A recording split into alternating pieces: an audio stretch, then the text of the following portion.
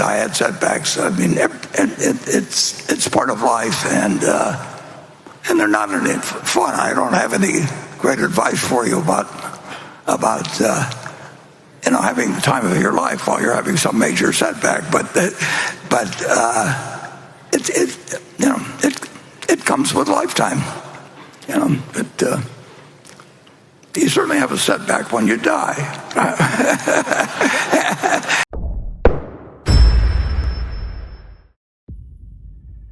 The triumphs in life are partly triumphs because you know that everything isn't going to be a triumph. And I would never get too hung up on mistakes. I know a lot of people that really agonize over them, and it just isn't worth it. I mean, tomorrow's another day, and you live it forward and just go on to the next thing.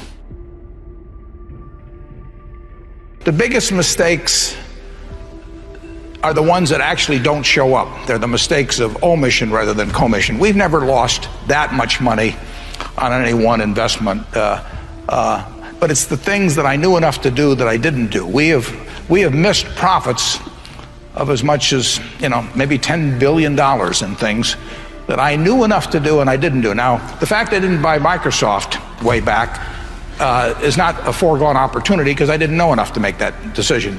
But there have been other investments where I didn't know enough to make the decision, and for one reason or another, I either didn't do it at all or I did it on a small scale. I was sucking my thumb when I should have been writing checks, basically. And those don't show up.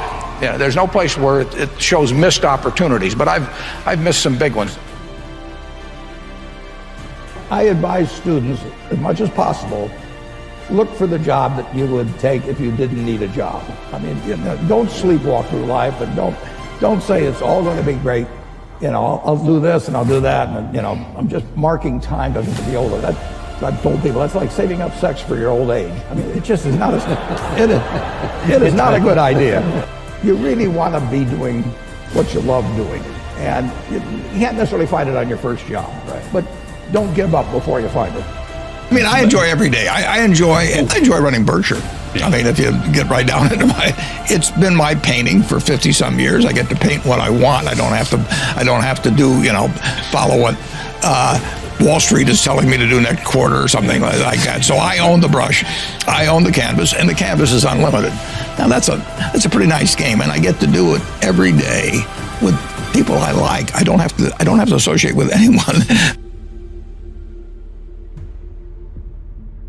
The nature of what I do means I have to think pretty much independently. Because if I take a poll, in effect, I'm going to do what everybody else is doing, and I don't think much of that usually in investments. And so I have to have an environment, I have to have a temperament personally that lets me think for myself. If I need to get a cabinet around to make decisions or anything like that, I probably shouldn't be running the place.